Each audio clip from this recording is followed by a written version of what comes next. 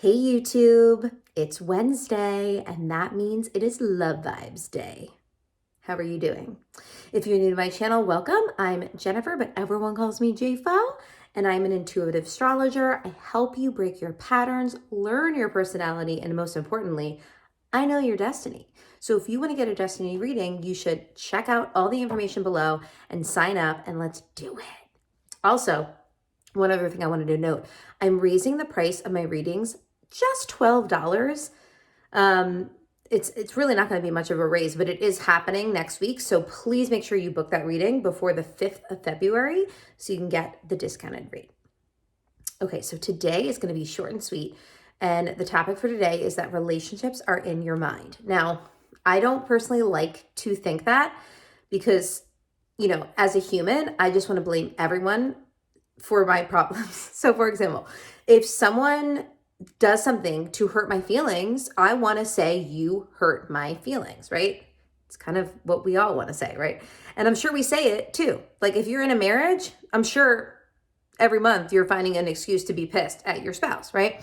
So, but you have to understand that relationships are in your mind. And how you can understand this concept is that think about a relationship you had with someone and you're no longer in that relationship with them, right? They're not even in your life. You still technically have a relationship with them in your mind. Another example is if someone passes away. They're no longer here in the physical, but you still have a relationship with them in your mind. So when you think about it, it's kind of like a crazy concept when you really break it down. All of your relationships are in your mind. Now, there's good news and bad news to that. The good news is that no one can make you feel anything. That's the good news. The bad news is that you're the only one who can make you feel sad or make you feel disappointed or make you feel stressed. And the reason is because when someone out there is doing something to you, your immediate reaction is, you did this to me, right? But what's happening is they're doing a behavior that's actually neutral. Their behavior is completely neutral.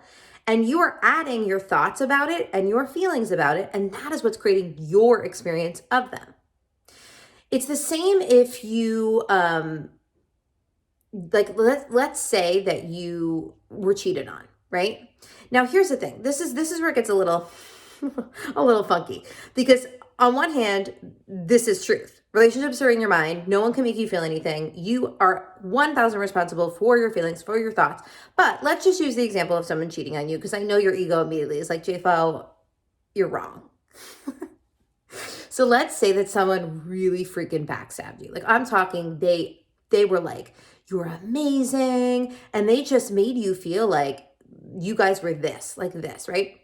And then out of nowhere, they backstabbed you and cheated on you or betrayed you in some way.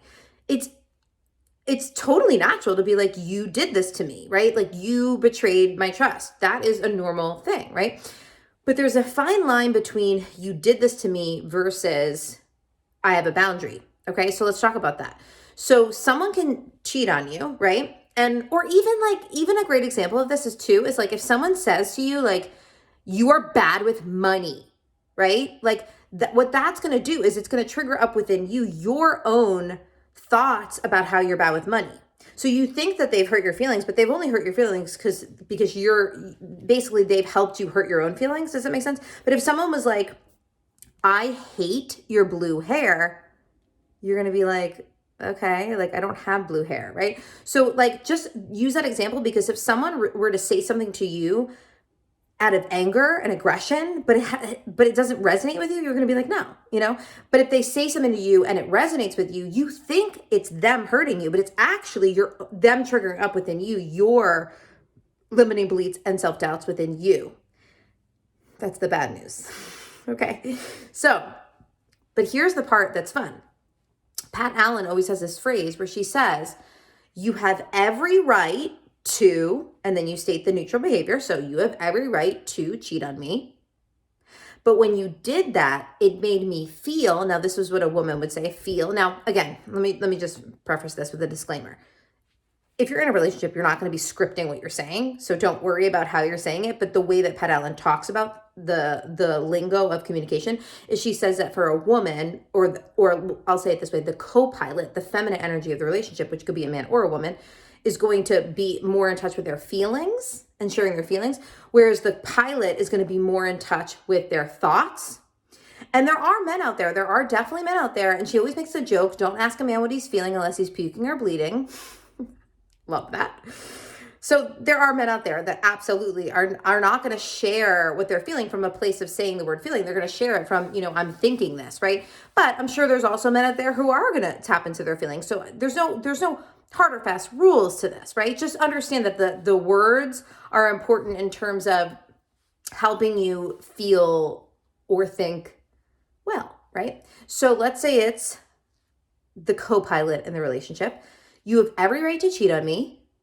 You do, because you have free will. You have every right to cheat on me. But when you did that, it made me feel unlovable, or it made me feel not enough. Now, that right there is your own feeling that you created from that neutral behavior, right? But at the end of the day, the boundary you're setting is you're saying, I love myself enough that I'm not going to put myself in a situation where I'm going to be put in a situation where I could feel that way, right? Now, this is the key. You're letting them off the hook by letting them know you have free will to do whatever you want.